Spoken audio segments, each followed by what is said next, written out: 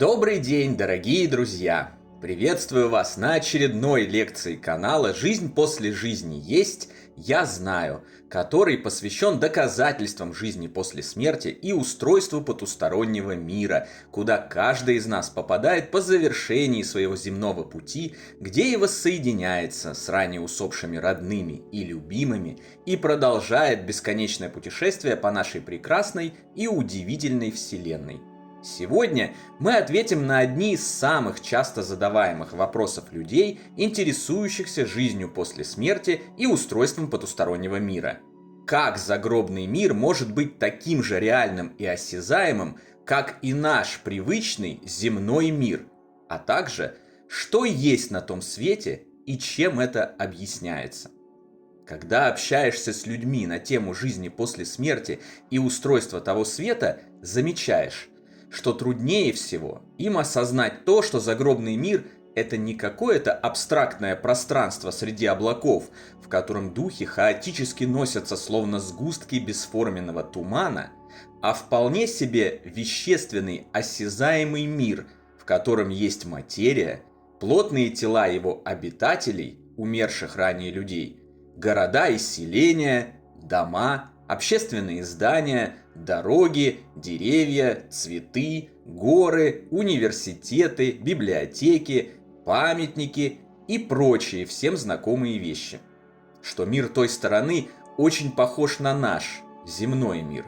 Похож настолько, что многие, умерев, даже не сразу могут осознать суть произошедшей с ними перемены и думают, что они, как и прежде, продолжают жить, хотя их биологическое тело уже утрачено.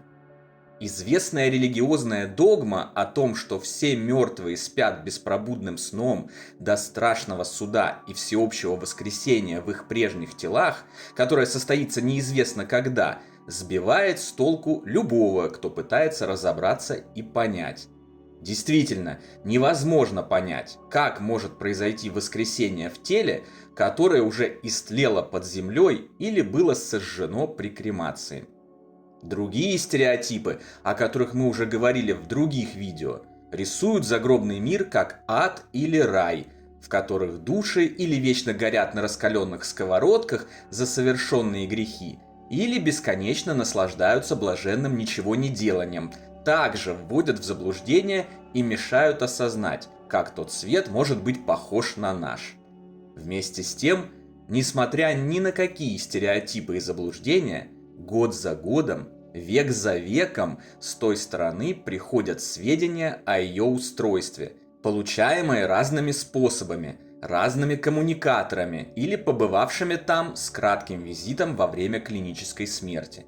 Экстрасенсы, медиумы, ясновидцы, реанимированные пациенты, инструментальные транскоммуникаторы, врачи, исследователи, ученые и многие другие, никак не связанные между собой люди, находясь в разных точках планеты, все в один голос на протяжении столетий твердят о том, что тот свет осязаем, материален и очень похож на наш.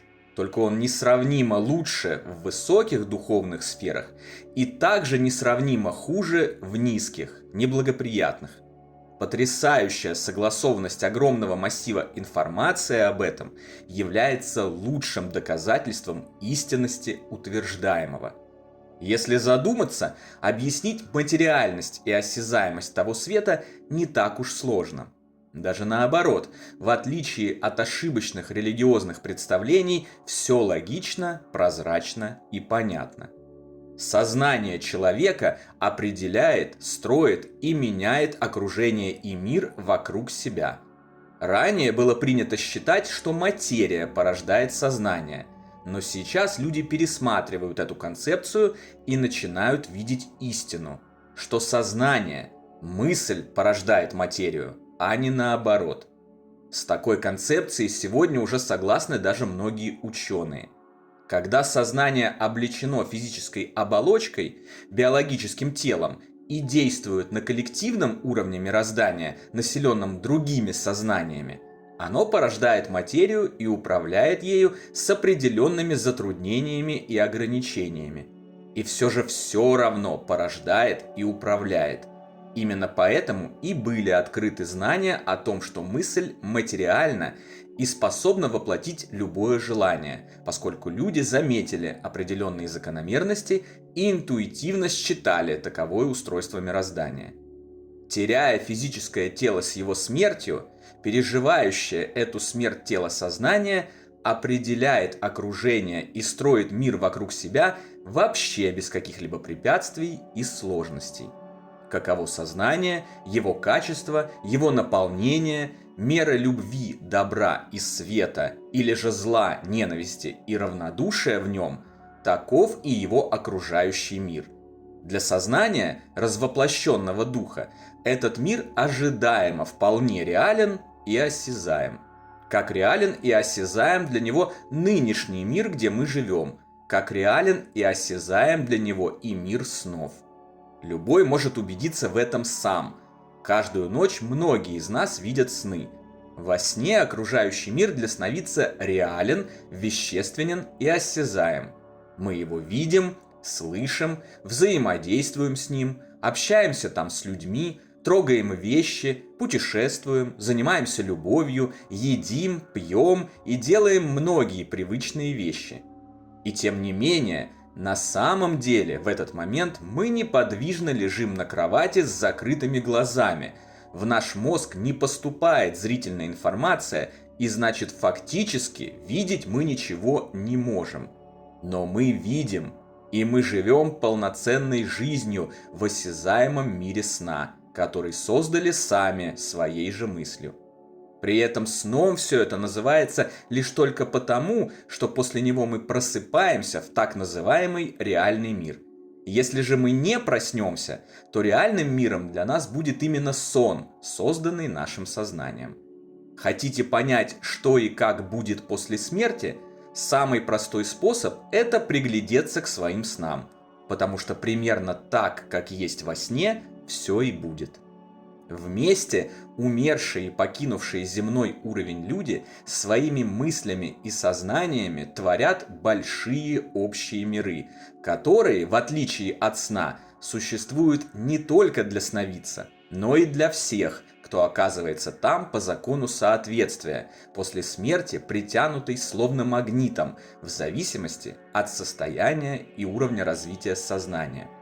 Таким образом, добрый человек, в земной жизни совершавший хорошие поступки и развивший в себе любовь, оказывается в великолепном городе света, наполненном такими же жителями, лишенными зла, ненависти и агрессии. Злой человек, истративший время жизни и всего себя на накопительство и эгоизм, попадает в мрачные сферы порока и мучений или в духовные пустыни. И все эти миры более чем осязаемые и материальные, так как их атомная плотность, или так называемые вибрации, соответствуют атомной плотности духовного тела человека, которым он пользуется после смерти или во сне. Сейчас для нас осязаем и вещественен наш, земной мир, а духовный невидим и неосязаем, потому что он существует на более высокой частоте колебаний атомов материи, из которой состоит. А когда наши биологические тела умрут, и мы будем оперировать в духовных, для нас будет осязаем и вещественен духовный мир и его конкретный уровень, на котором мы окажемся в силу соответствия ему. А земной мир станет для нас нематериальным и неосязаемым. Именно так загробный мир, где всем нам предстоит продолжить жизнь после смерти наших бренных тел, и становится вещественным, материальным и осязаемым для его обитателей.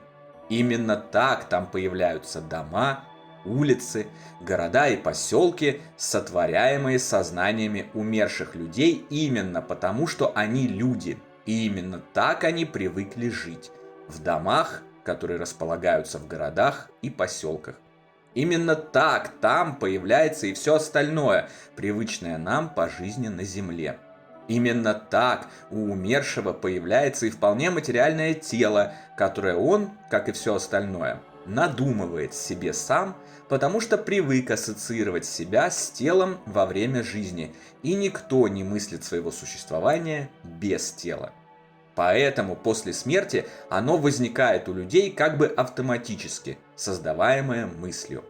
Поэтому любой умерший получает возможность трогать все, что есть на том свете, взаимодействовать с этим, передвигаться и вести более чем полноценную жизнь со своими родными, близкими и любимыми, тоже переехавшими в потусторонний мир. Знание о том, что происходит с человеком после смерти, об устройстве того света и о законах, царящих там, крайне важны для всех живущих, так как позволяют избежать осложнений при вступлении в новую жизнь по окончании земной. Нас, живущих, на протяжении всей биологической жизни вводят в заблуждение о месте назначения, в которое нам предстоит попасть, когда мы умрем. С одной стороны, нам авторитетно утверждают, что мы попадем в вечную пустоту и небытие. С другой, доверительно шепчут в ухо, что будем спать до страшного суда и противоречивого всеобщего воскресения. С третьей, уверенно говорят, что окажемся в каких-то абстрактных небесах, а скорее всего на раскаленной сковородке в аду, поскольку все мы с рождения грешны и якобы заслуживаем этого. Мы впитываем в сознание эти понятия и в итоге становимся заложниками таковых ошибочных и очень вредных представлений и заблуждений.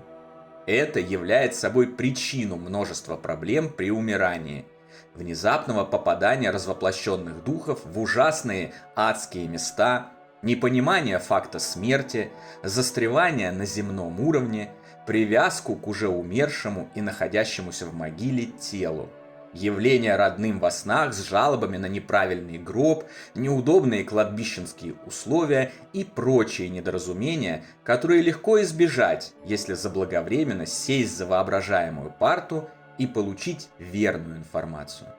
Если вас посадить в самолет, который летит в Париж, всю дорогу рассказывать о его достопримечательностях, истории и интересных фактах, но на самом деле отправить в Зимбабве, то, оказавшись в пункте назначения, вы будете сбиты с толку, растеряетесь, станете жертвой мошенников и преступников и совершенно точно не получите никакого удовольствия от путешествия.